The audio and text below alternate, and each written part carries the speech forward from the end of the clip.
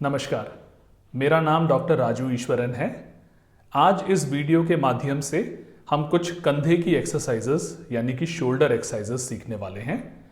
ये एक्सरसाइजेस कंधे की बहुत सारी बीमारियों में करी जा सकती हैं, जैसे कि फ्रोजन शोल्डर या कंधा जाम, रोटेटर कफ की प्रॉब्लम्स या फिर शोल्डर इम्पिंजमेंट नामक बीमारी। इन एक्सरसाइजेस को करने के पहले ये जरूर ध्यान रखें कि कंधे के अंदर मूवमेंट आपकी अच्छी होनी चाहिए। अगर आपके कंधे में हरकत कम है या अगर आपको फ्रोजन शोल्डर है तो पहली एक्सरसाइजेस जो इस वीडियो में दिखाई गई हैं शोल्डर स्ट्रेचेस, उनको आप ध्यान से करें।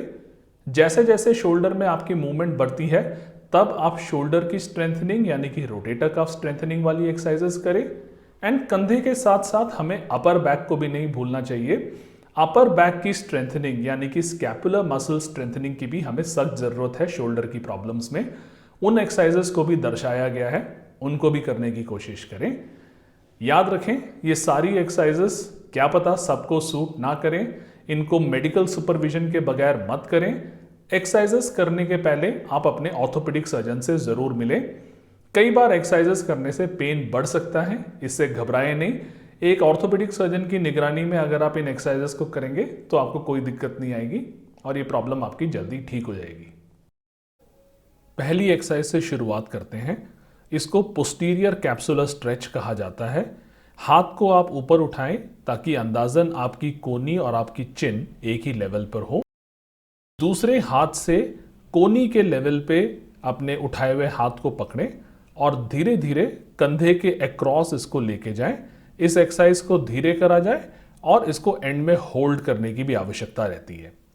इस एक्सरसाइज में एक कॉमन गलती जो लोग आम करते हैं वो पीठ को घुमाने वाली गलती है। आप जैसे देख रहे हैं, अगर आप पीठ को घुमाएं तो मूवमेंट शोल्डर पे नहीं पीठ पे होती है। तो अगर आप पीठ टिका के करें तो आप इस एक्सरसाइज को ज़्यादा बेहतर कर पाएंगे।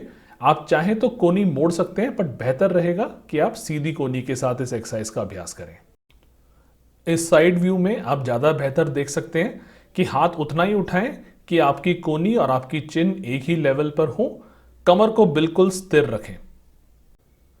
इस एक्सरसाइज को इंफीरियर कैप्सुलर स्ट्रेच कहते हैं। जैसा कि आप देख रहे हैं, हाथ को छाती के साथ रख के दूसरे हाथ को कोनी के जस्ट ऊपर पकड़ के आप धीरे से इस हाथ को ऊपर लेके जाएं। ऊपर ले जाके हाथ को थोड़ा रोक के रखें। जैसे इस कंधे में मूवमेंट बढ़ती है, आप दूसरे हाथ को सर के ऊपर से या सर के पीछे से भी लेके आ सकते हैं। इस एक्सरसाइज में कॉमन गलती ये होती है कि हाथ को बहुत ज़्यादा बाहर या अंदर से लेके आना, या जैसा पिछली एक्सरसाइज में दिखाया था कमर का हिलाना। अगर आप कमर हिलाएंगे तो हरकत कमर पर हो रही है, कंधे पे नहीं हो रही। वैसे ही अगर आप हाथ को अंदर से लेके आ रहे हैं तो भी आपको उतना स्ट्रेच नहीं मिलेगा। सबसे बढ़िया स्ट्रेच आपको इस पोजीशन पे मिलेगा। इसी एक्सरसाइज को साइड से दिखाया गया है। जैसा कि आप देख सकते हैं, कमर हिलाने का बुरा प्रभाव इस एक्सरसाइज पे भी उतना ही है जितना पिछली एक्सरसाइज पे है। कमर अगर हिलाएंगे तो कंधे पे स्ट्रेच बिल्कुल नहीं आएगा। तो इस एक्सरसाइज को ढंग से करने के लिए अपनी कमर को बिल्कुल स्थिर रखें। इस एक्सरसाइज को एक्सटर्नल रोटेशन स्ट्रेच कहते हैं। इसको करने के पहले अपनी बगल यानी आर्मपिट में एक तौलिए को फंसा लें। एक छड़ी से या किसी भी लंबी डंडी से जिसका एंड कुशन्ड हो, उससे आप इस प्रकार अपने शोल्डर को बाहर की तरफ रोटेट कर सकते हैं। इस एक्सरसाइज में दो तरह से गलती हो सकती है। अगर आप हाथ अपना ऊपर उठाएंगे तो आपका तौलिया नीचे गिर जाएगा और स्ट्रेच कम इफेक्टिव होगा, और कमर हिलाने पर भी स्ट्रेच कंधे पे बिल्कुल नहीं आएगा।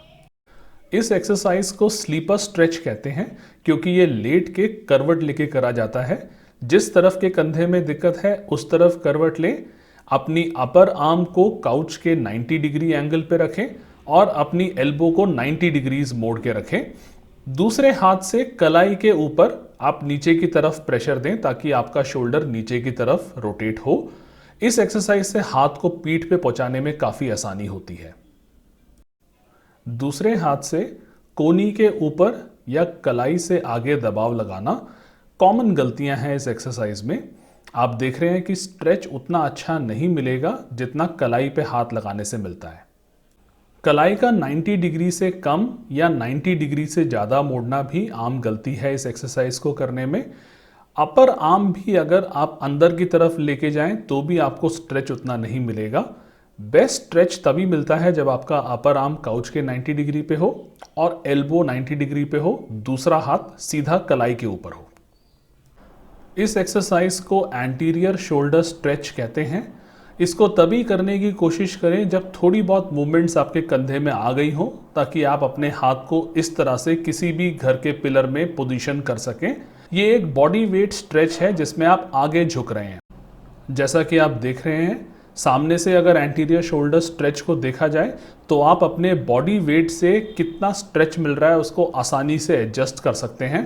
पाँव आगे पीछे करके आप आगे झुक के भिन्न भिन्न एंगल से अपने बॉडी वेट का प्रभाव इसमें डाल सकते हैं स्ट्रेच को कम करने या बढ़ाने में। शोल्डर में मूवमेंट्स और ताकत आने का एक लक्षण हाथ उठाने से ही पता लग जाता है। अक्सर हम देखते हैं कि शोल्डर प्रॉब्लम्स में मरीज कंधे को ऊपर श्रग करके हाथ को उठाते हैं। अगर आपका हाथ भी इस तरह से उठता है तो कहीं ना कहीं या तो मूवमेंट में या ताकत में कमी है। कंधा जाम कंडीशंस में या शोल्डर में कम मूवमेंट्स होने वाली कंडीशंस में भी आप मांसपेशियों की मजबूती की एक्सरसाइज कर सकते हैं, इस तरीके से जैसे दिखाया गया है। इन 3 एक्सरसाइजेस को और तरीके से भी करा जाएगा, जैसे आप वीडियो में आगे देखेंगे थेराबैंड द्वारा। पर अगर आपके शोल्डर में मूवमेंट्स कम है या आप किसी कंधे की दूरबीन के ऑपरेशन के बाद रिकवर कर रहे हैं तो रोटेटर कफ की ताकत बरकरार रखने के लिए इन 3 एक्सरसाइजेस का काफी योगदान रहेगा।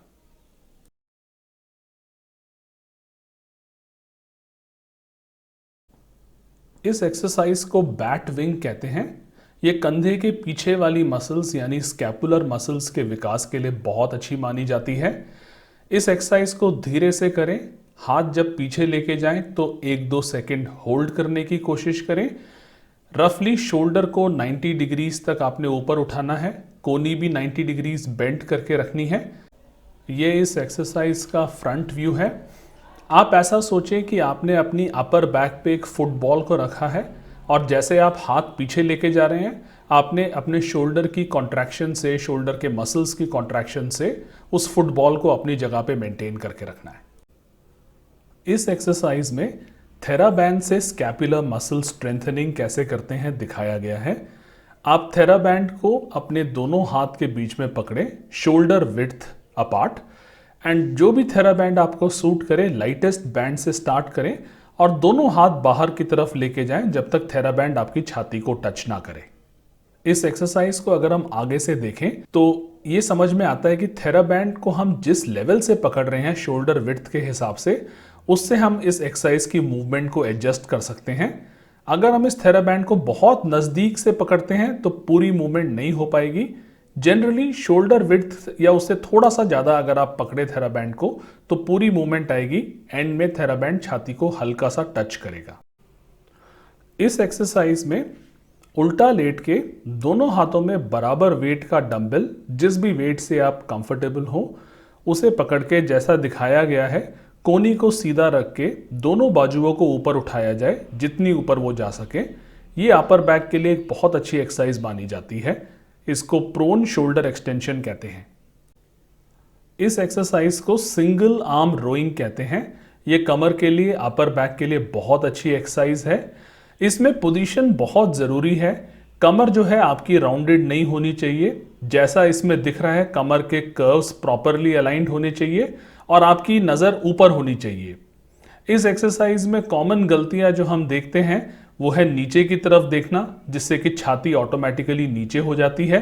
तो इस पे कमर पे जोर ज़्यादा आता है। और कमर को राउंड करना, कमर राउंड करेंगे तो भी कमर में जोर ज़्यादा आएगा। कमर बिल्कुल न्यूट्रल या स्ट्रेट होनी चाहिए।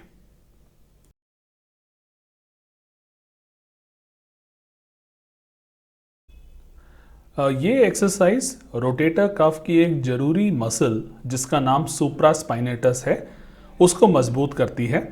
जैसा कि आप देख रहे हैं एक स्टैंडर्ड थेराबैंड को अपने पाँव के नीचे दबाकर और जिस हाथ में एक्सरसाइज करनी है उस हाथ में उस थेराबैंड के दूसरे सिरे को मजबूती से पकड़कर आप धीरे सीधा ऊपर लेके जाएं।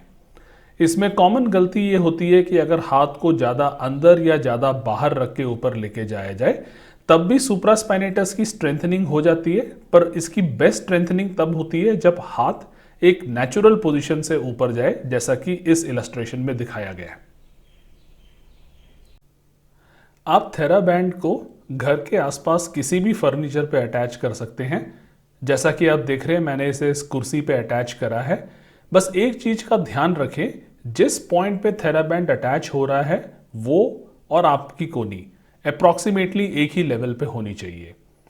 इन दोनों एक्सरसाइजेस में आप देखेंगे कि तौलिए का इस्तेमाल करा जा रहा है। तौलिए को बगल में रखा जाएगा, इस तौलिए को गिरने नहीं देना जमीन पे।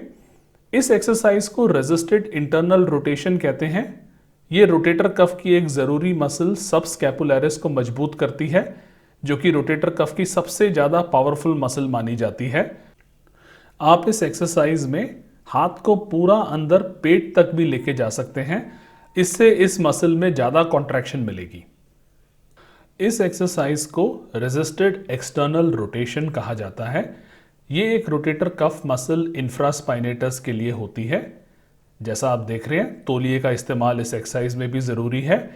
जो प्रीवियस एक्सरसाइज में आपने मूवमेंट देखी थी, ये उस हिसाब से बिल्कुल ऑपोजिट मूवमेंट है। इसमें हाथ बाहर की तरफ रोटेट होता है, ना कि अंदर की तरफ। बाकी सारा सेम है जैसा प्रीवियस एक्सरसाइज में आपने देखा था।